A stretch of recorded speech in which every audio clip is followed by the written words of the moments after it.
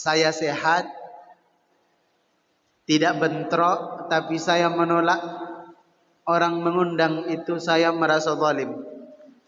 Meskipun tadi sempat berpikir, kan siangnya di Tanjung Uma, terus sorenya kan di Genta. Saya berpikir apa saya pulang dulu ke rumah ambil motor, karena kalau pakai motor enak kan, sat sat sat sat. Ternyata ditengok di Google Map, kalau dari Tanjung Uma ke Batu Haji 31 menit ke Genta. Dari Tanjung Uma ke rumah, balik lagi ke Batu Haji 2 kali lipat waktunya. Wah, ini enggak efisien ini. Udahlah, bismillah, nanti kajian di Genta selesai lebih awal. Biasanya kita selesai jam setengah 6 di Genta, tapi saya selesaikan jam 5.15. Harapannya antisipasi bisa kekejar salat maghrib di Arirah. Tetap juga, mungkin lain kali harus naik jet pribadi. Nanti nanya ke teman-teman dulu, siapa teman yang punya jet pribadi, saya mau numpang nebeng gitu. Karena kan kalau nebeng nggak apa-apa, tapi kalau kita punya sendiri itu nanti disidak sama KPK. Ustadz itu gajinya berapa kok bisa punya jet pribadi? Tapi kalau nebeng kawan kan nggak apa-apa. Nah, kita lanjut mengkaji surah Al-Balad. Insyaallah malam hari ini kita akan mengkaji surah Al-Balad. Balad itu artinya negeri. Surah Al-Balad ini Allah turunkan di kota Mekah. Dan dalam surah ini ada kajian juga agak-agak di belakang.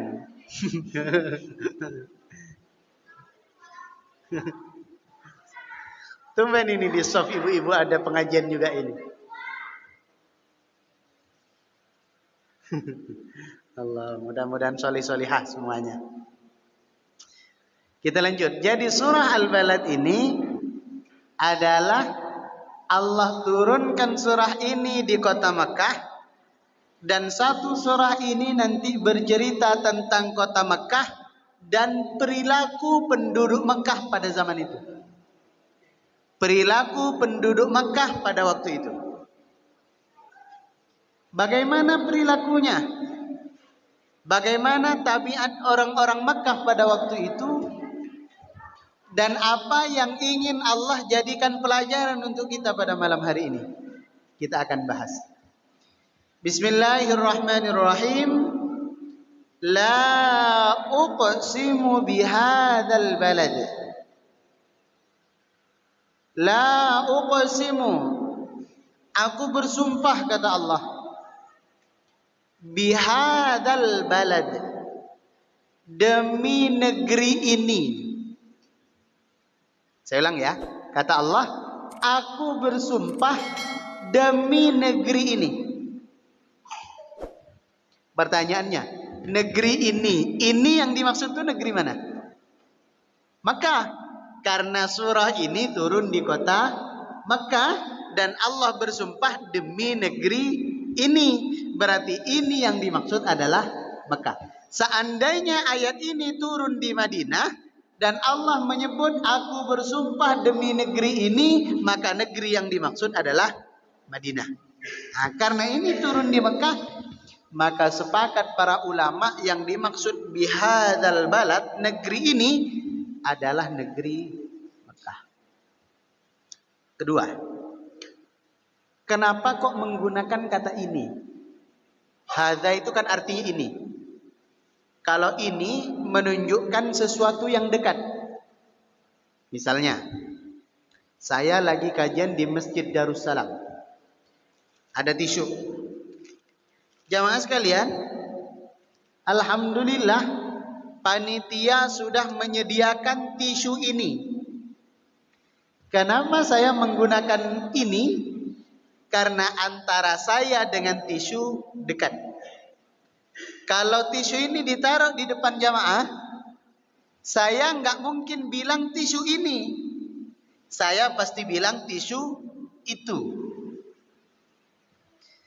Dikaji ini oleh para ulama, mengapa dalam membahas negeri Mekah Allah menggunakan kata ini yang menunjukkan sesuatu yang dekat. Karena kata para ulama, negeri Mekah itu negeri yang sangat dekat di hati kaum muslimin. Meskipun jaraknya jauh. Misalnya kita di Indonesia, di Batam hari ini. Itu kalau mau berangkat ke Mekah, berangkat ke Tanah Haram, itu naik bus 9 jam. Naik pesawat. Naik pesawat 9 jam kita di dalam pesawat. Itu baru sampai ke Jeddah. Belum sampai di Mekah. Dari Jeddah ke Mekah naik bus lagi 1 jam. Baru sampai ke Mekah. Kalau dilihat dari segi jarak antara kita dengan Mekah jauh. Tapi kata Allah, Mekah di hatinya kaum muslimin itu sangat dekat sekali. Apa buktinya? Tidak ada satupun orang Islam di muka bumi ini yang tidak punya cita-cita ke Mekah. Betul? Siapapun kita. Laki-laki ke perempuan, mampu atau bahkan tidak mampu, pasti ditanya, pengen gak ke Mekah? Oh, pasti pengen. Gak ada umat Islam yang ketika ditanya, Bapak pengen gak ke Mekah? Belum sih Ustaz. Gak mungkin. Pasti siapapun kita, mau ahli ibadah, mau ahli maksiat, semuanya pengen ke Mekah. Makanya dalam ayat ini ditunjukkan oleh Allah dengan kata hadza, karena dekat dengan hati kaum muslimin. Dan bukti kedekatan berikutnya jamaah, ini saya selalu survei nih. Misalnya kita ke Singapura, berangkat pagi pulang malam, one day trip, jalan-jalan ke Singapura. Baru nyampe di Batam malam, kita misalnya ambil last ferry, sampai ke Batam udah jam 10. Belum sampai ke Arira, misalnya kita tinggal di Arira. Dari pelabuhan Batam Center belum sampai ke Arira, terus kita ditanya, ayolah jalan-jalan lagi ke Singapura. Berangkat lagi kita. Nggak akan mau. Masih capek. Masih pegel ini kaki. Biasanya nggak biasa jalan kaki kan. Di sini kan dekat, naik motor, naik sepeda, agak jauh naik mobil. Di Singapura kan nggak ada. Kita kan paling naik MRT kan harus jalan dari stasiun ke stasiun. Begitu sampai ke Batam, ayo berangkat lagi. Aduh jangan, ini kaki masih kebas ini. Ini kaki masih nyilu. Bahkan dulu pertama kali saya ke Singapura pakai sepatu, itu jari-jari kelingking itu lecet, luka. Karena lama nggak pernah jalan kaki, sekalinya jalan kaki pakai sepatu yang ketat. Lecet kaki. Itu kalau ke Singapura. Tapi coba ke Mekah. Saya bertahun-tahun mendampingi jamaah umrah. Ribuan sudah jamaah kita antar. Jangankan ketika sudah pulang ke Indonesia, jangankan ketika sudah sampai di Batam, masih ada di Mekah, itu pasti doanya begini, ya Allah, jangan jadikan ini yang terakhir ya Allah, sampaikan kami kembali ke tanah ini ya Allah.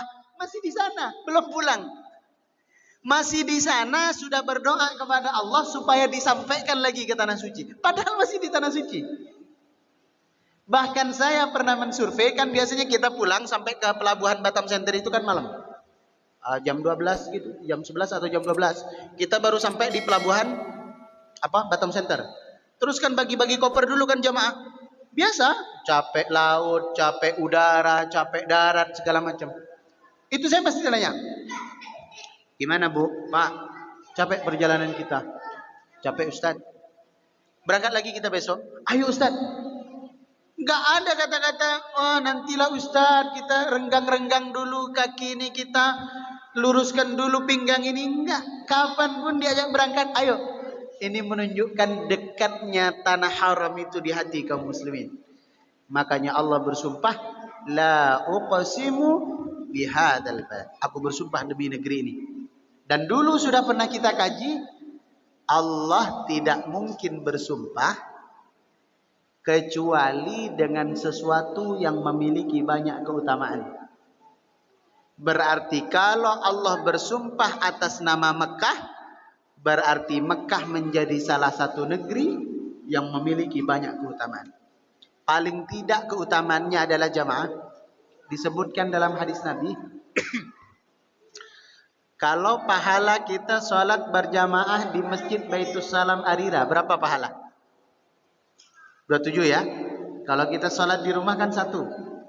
Kalau kita berangkat ke masjid 27. Makanya orang yang benar-benar bodoh ditawarin 1 sama 27, dia milih 1.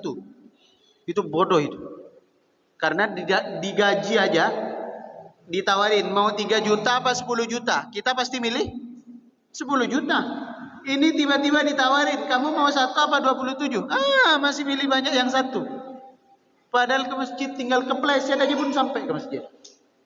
Tinggal nyalain motor dikit, jalan sebentar, goes sebentar, sampai ke masjid. Itu kalau kita sholat di masjid Baitus Salam. Pahalanya 27. Sekarang kalau sholat di Masjidil Haram, berapa pahalanya? Kalau kita sholat di Masjidil Haram, dalam hadis Nabi, dan ini hadisnya sahih, sekali sholat di Masjidil Haram 100.000 kali lipat dibanding sholat di luar Masjidil Haram. 100.000. Makanya orang ketika umroh, orang ketika haji itu nggak pernah ke hotel, Bapak Ibu. Ke hotel itu cuma naruh pakaian, mandi, makan, itu aja. Setelah itu berangkat lagi ke masjid. Habis makan siang, berangkat lagi ke masjid. Nanti malam balik ke hotel, makan malam, berangkat lagi ke masjid. Kenapa? 1 kali sholat 100.000 kali lipat. Pertanyaannya, adakah kita sholat 100.000 selama hidup? Belum tentu. Belum tentu. Dan dulu sudah kita bahas, Makkah itu menjadi negeri yang mulia karena aman. Bukan karena nggak ada kejahatan, ada kejahatan di sana, tukang tipu ada. Ada orang kan kalau kita habis umroh kan, potong rambut kan, ada yang nawarin gunting tuh, haji, dia pegang gunting kan, haji. Jamaah Indonesia yang nggak tahu dikira nawarin minjem kan, mau pinjam. Begitu diambil, dipakai untuk potong rambut, dimintanya 30 real. Kena tipu. Ada tukang tipu. Ada calo. Ada pencopet. Ada orang yang zalim. Ada. Lalu apa yang dimaksud Mekah itu negeri yang aman? Yang dimaksud Mekah negeri yang aman bukan Mekah nggak ada keburukan, tapi saat kita melakukan keburukan, saat itu juga dibalas oleh Allah Subhanahu wa taala. Saat itu juga. Kalau kita di Arira hari ini berbuat buruk, besok belum tentu Allah balas. Mungkin bisa bulan depan baru dibalas. Mungkin tahun depan. Bahkan mungkin tidak dibalas di dunia, tapi Allah balas di akhirat. Tapi kalau di Mekah, saat itu kita berbuat buruk, saat itu juga Allah balas. Jangankan berbuat buruk, berprasangka buruk. Ada seorang imam masjid berangkat umroh bersama kita. Sampai di Tanah Suci, kita beli sendal. Sendal ini yang ringan, yang enteng, untuk kita bawa kemana-mana gampang. Terus kalau kena air nggak rusak. Akhirnya beli sendal. Sendal itu biasanya murah-murah aja, ya 50.000, 100.000. Tapi Ustadz ini beli sendal bagus dan mahal. Terus saya bilang, Ustadz, janganlah beli sendal mahal-mahal. Nanti kalau hilang kepikiran loh. Kalau beli yang 50.000 hilang ya sudahlah, nanti beli lagi. Tapi kalau agak mahal, beratus-ratus ribu hanya untuk beli sendal, itu kalau hilang kepikiran loh. Nggak apa-apa. Nanti saya kantongin kemana-mana. Akhirnya benar. Giliran punya saya kan murah nih kan. Jadi ditaruh di rak, kita sholat di dalam. Meskipun jarak antara kita dan rak itu beratus-ratus meter jauhnya. Karena masjid luas kan. Nah Ustadz ini gara-gara sayang kepada sendalnya, akhirnya ditenteng, dibungkus. Jadi ada kantong, dia bawa kemana-mana. Dia sholat nenteng sendal. Dia baca Quran nenteng sendal. Dia iktikaf nenteng sendal. Bahkan kadang-kadang dia sujud ke sendalnya. Karena sendalnya kan ditaruh di depan. Kanan kiri kan udah penuh orang. Akhirnya ditaruh di depan. Nah sujud dia ke sendalnya. Sampai suatu hari, saya tanya, Ustaz, kenapa sendalnya dibawa-bawa? Taruh aja lah di laci. Biar nggak usah repot-repot kita nenteng sendal. Ini nanti kalau ada orang yang mencuri ini, sultan sama orang. Ini kalau ada yang mencuri. Padahal enggak kan? Tapi dia udah sultan sama orang. Akhirnya apa yang terjadi? Dibalas sama Allah. Sendalnya bukan diambil orang, tapi kantong kresek yang dia bawa dari siang, yang dia kira sendal di dalamnya, begitu keluar dari Masjidil Haram dibuka, isinya bukan sendal, isinya sampah. Padahal dia tenteng dari tadi. Dia tenteng dari tadi, bahkan saya melihat sendalnya itu dimasukkan ke kantong itu. Sholat dia bawa, pindah soft dia bawa, ngaji dia bawa, senderan sambil nunggu waktu sholat dia bawa. Begitu keluar dari Masjidil Haram, kita udah pakai sendal, dia buka kantongnya, bermaksud untuk mengeluarkan sendalnya. Apa isinya? Sampah. Nggak ada sendal sama sekali. Itu yang dimaksud kenapa berulang-ulang dalam Al-Quran Allah bersumpah atas nama Makkah. Lanjut. La uqsimu bihadzal balad wa anta hillun bihadzal balad. Dan engkau wahai Muhammad hillun. Hillun itu berasal dari kata halal. Halal itu artinya boleh. Lawan katanya haram. Haram itu artinya enggak boleh. Wa anta, dan engkau wahai Muhammad hillun, halal bihadzal balad, di negeri ini, di Mekah ini. Apa maksudnya? Nama lain dari Mekah itu apa? Nama lain. Nama lain dari Mekah adalah tanah haram. Kenapa disebut tanah haram? Haram itu bisa artinya dua. Pertama, haram itu bisa bermakna mulia. Berarti tanah haram adalah tanah yang mulia. Kenapa tanah yang mulia? Karena orang datang ke tempat itu murni untuk beribadah kepada Allah, maka semakin tahun semakin dimuliakan tanah itu. Kalau haram diartikan dilarang, nggak boleh. Benar juga. Makanya disebut tanah haram. Ada sesuatu yang kita boleh lakukan di Indonesia, tapi kita nggak boleh dilakukan. Kita nggak boleh lakukan di tanah haram. Misalnya saat kita ihram, saat kita mau umrah atau kita mau haji, terus kita udah ihram, cabut bulu. Misalnya cabut bulu ketiak, cabut bulu hidung, nggak boleh, haram. Misalnya kita berangkat sama istri. Biasanya kan kalau kita di rumah kan iseng sama istri kan, kita mau mandi nampak istri lagi cuci piring, kita coel. Itu ibadah kalau di rumah. Tapi kalau di tanah haram itu dosa. Jangankan itu, kita pakai parfum. Kalau di sini kan sunnah. Sunnah, bahkan di masjid kadang-kadang disediakan parfum. Tapi kalau di tanah haram dan kita lagi ihram, haram pakai parfum. Tak boleh. Sini kita nampak burung, kita tembak, pas. Nanti kita makan. Goreng kemasak apakah? Tapi kalau di sana ada nampak kita burung dara, kita lempar pakai sendal, pap, mati satu ekor burung dara itu, dendanya satu ekor kambing. Haram. Makanya dikatakan tanah haram. Yang halal aja di sini, di sana diharamkan, apalagi yang haram. Membunuh, mengejek, zalim, menyinggung, mencuri, apa segala macam, lebih haram. Maka kata Allah Subhanahu wa taala, sudahlah tahu itu nama tanah adalah tanah haram, tapi sayang 1000 sayang, semua yang diharamkan oleh Allah dihalalkan oleh orang-orang kafir pada waktu itu. Di tanah haram enggak boleh bunuh-membunuh, jangankan membunuh, saling menyakiti, memukul aja enggak boleh, tapi di tanah haram mereka saling membunuh. Bahkan dulu ada ratusan orang-orang Madinah yang ketika umrah di Makkah Al-Mukarramah dibantai. Di tanah haram dibunuh. Banjir darah. Sampai itu turun, idza jaa nasrullahi wal fath.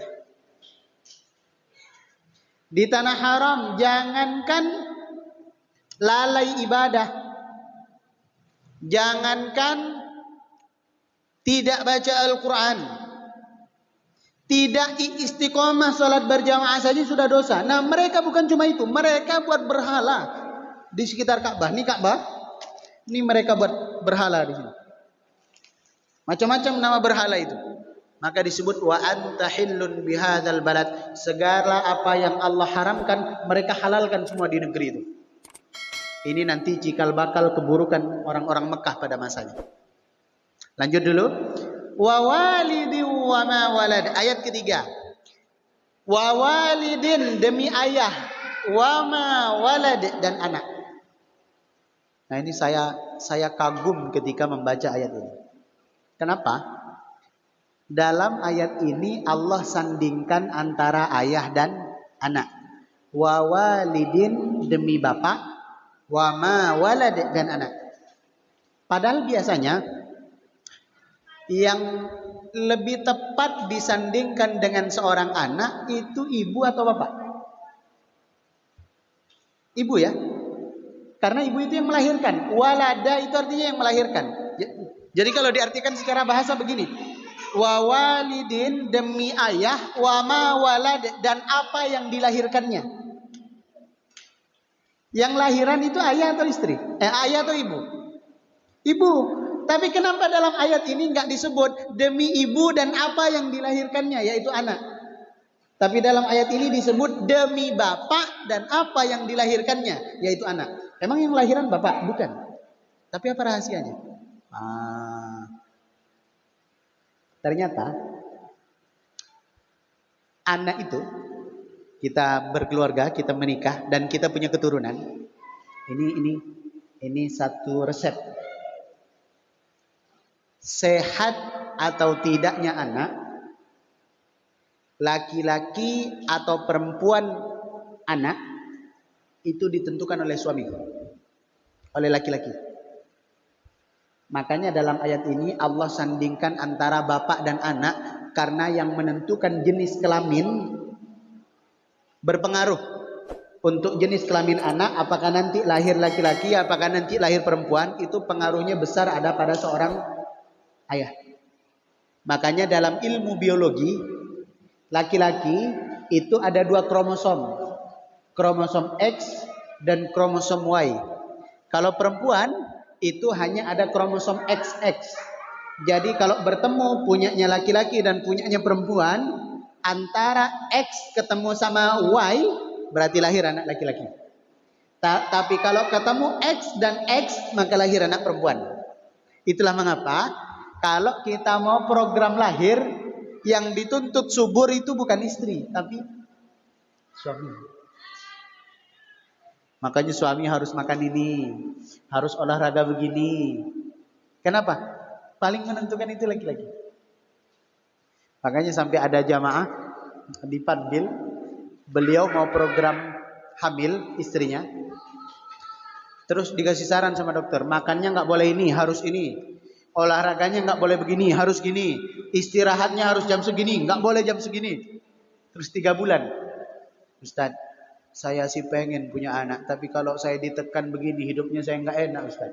Ini nggak boleh dimakan, ini nggak boleh dimakan, ini nggak boleh dimakan. Tidur jam segini nggak boleh, istirahat jam segini nggak boleh. Susah kali lah, Ustaz. Akhirnya awak hantam aja lah. Akhirnya 1 tahun nggak punya anak. Qadarullah. Kemarin beliau haji. Tahun ini beliau haji. Daftar hajinya lewat saya. Sampai di Tanah Haram dia tanya, Ustaz, tolong kasih tahu ke saya, catat tempat-tempat mana saja yang Allah kabulkan doa. Saya jawab, seluruh tempat di Tanah Haram itu dikabul doa. Tapi ada tempat yang paling khusus. Saya sebutlah. Ini. Memang apa doa Bapak? Salah satunya, Ustadz, saya pengen punya anak lagi. Beliau itu anaknya 2, mau nambah. Saya pengen punya anak lagi, Ustadz. Tapi kemarin kan udah program, udah capek saya, Ustadz. Nggak juga punya keturunan. Akhirnya doa. Dan tahu, sekitar 1 bulan yang lalu, saya dikasih kabar istrinya hamil. Istrinya hamil. Padahal nggak program sama sekali. Nggak ada itu cegah makanan, nggak ada itu harus istirahat jam sekian. Nah, kembali ke dalam ayat ini, karena yang menentukan sehat atau tidaknya anak itu bapak. Yang menentukan laki-laki atau perempuan anak kita itu bapak. Tapi kalau soal tabiat, kalau soal akhlak itu ibu. Makanya bapak-bapak, yang menentukan soleh atau tidaknya anak itu bukan laki-laki, perempuan. Benar, wanita. Makanya zaman dahulu Allah jelaskan kepada kita, ada yang ibunya solihah, meskipun ayahnya nggak solih, anaknya jadi nabi. Ayahnya nggak soleh, tapi karena istrinya solihah, anaknya jadi nabi. Siapa? Ibunya solihah, ayahnya nggak soleh, bahkan ayahnya nggak menyembah kepada Allah, tapi anaknya jadi nabi. Siapa? Nabi Ibrahim. Sebaliknya, istrinya membangkang, istrinya nggak solihah, padahal suaminya nabi, anaknya nggak soleh. Siapa? Nabi Nuh. Ayahnya, suaminya nabi loh, tapi karena istrinya nggak solihah, nggak ngaruh, anaknya pasti nggak soleh. Kenapa begitu? Karena seorang istri di dalam Al-Quran itu disebut nisa'ukum harthul lakum. Istri-istri kamu itu kata Allah seperti ladang, seperti lahan. Sebagus apapun benih yang ditanam, kalau lahannya tandus, lahannya gersang, maka nggak akan tumbuh itu benih. Kalau benihnya biasa aja, tapi lahannya subur, bagus, meskipun nggak disiram air, cukup ditaruh gitu aja, tumbuh. Nah, jadi ini ilmu. Tapi bukan berarti Ustadz, gimana istri di rumah nggak solihah pula Ustadz? Ganti istri kita? Jangan. Maksudnya dididik biar solihah. Jangan setelah ini kemudian kepikiran, oh yang menentukan solihnya anak adalah istri. Karena di rumah kurang solihah, akhirnya jangan cari, dididik biar solihah. Karena itu berpengaruh. Beneran ini Pak, ini rahasia yang luar biasa ini. Kalau bapak ingin anaknya sehat, tumbuh sempurna, bapak mesti olahraga, mesti jaga di bapak. Tapi kalau anaknya pengen solihah, tabiatnya bagus, hatinya lembut, ibunya yang harus diperbaiki. Sudah. Wa walidi wa ma walad. Lanjut, nanti kita tanya jawab satu ayat lagi. Laqad khalaqnal insana fi kabad.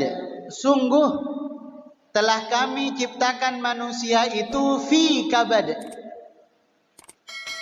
Nama lain dari hati dalam bahasa Arab itu kabid. Kabid itu hati. Kabad itu artinya keresahan hati. Jadi kata Allah, sungguh kami ciptakan manusia itu pasti ada keresahan dalam hatinya. Nggak ada manusia yang nggak ada kesusahannya, nggak ada manusia yang nggak ada masalahnya, nggak ada.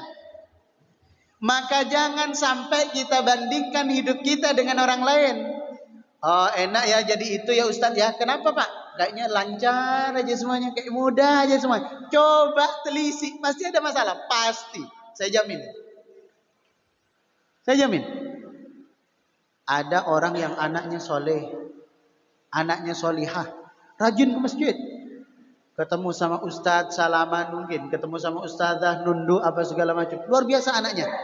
Tapi pasti ada keresahannya itu, entah ekonominya yang susah, ya toh, entah antar saudaranya yang nggak rukun, pasti ada keresahannya. Ada yang rezekinya lancar,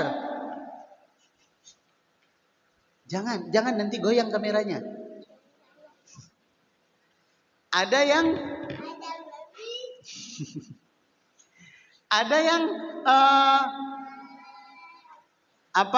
rizkinya lancar, banyak duitnya, bisnisnya sukses, megah rumahnya, mewah kendaraannya, pasti ada keresahan hati.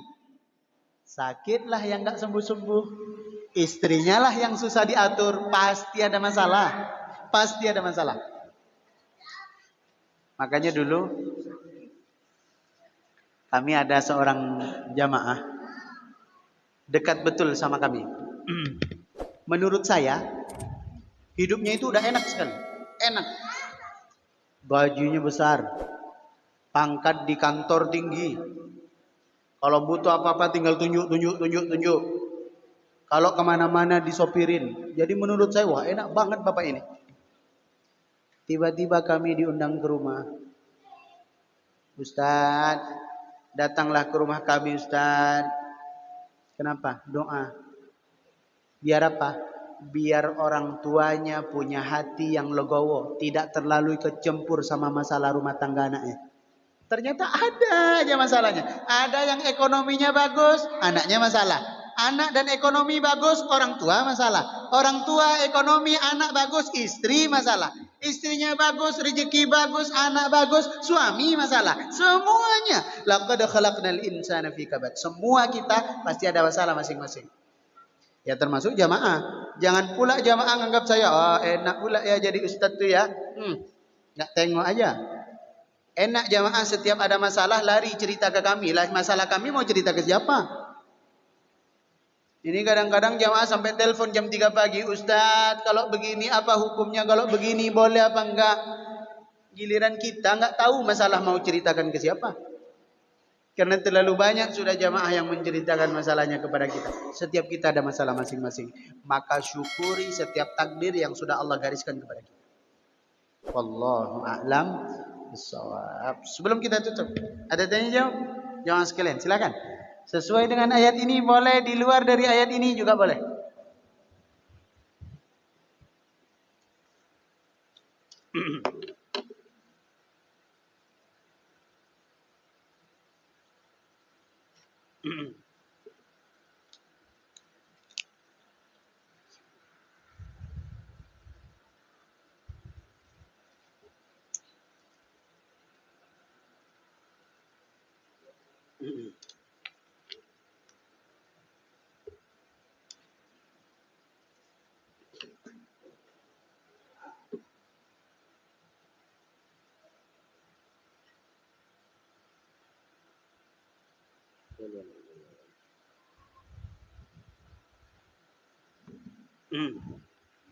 Ada tanya jawab, Bapak-bapak? Alhamdulillah. Tadi kita bahas ayat terakhir bahwa setiap manusia pasti ada persoalan dalam hidupnya. Pasti ada keresahan dalam hatinya. Ternyata itu enggak berlaku bagi jamaah Masjid Baitus Salam. Enggak ada di sini yang punya keresahan hati. Enggak ada di sini yang ada masalah hidup. Oh, buktinya ada pertanyaan. Aman Ustaz. Alhamdulillah. Berarti ini manusia spesial ini yang enggak ada keresahan hati. Enggak ada. Tidak ada kebingungan. Baik, kalau sudah tidak ada, kita tutup. Bentar lagi Isya kan? Hah? 10 menit? Masih ada nggak nih pertanyaan nih? Karena kalau lanjut nanti menggantung ayatnya. Baik, kalau sudah tidak ada, kita ngobrol santai saja di bawah. Kita tutup dengan doa kafaratul majlis. Subhanakallahumma wa bihamdika asyhadu an la ilaha illa anta astaghfiruka wa atubu ilaik. Assalamualaikum warahmatullahi wabarakatuh.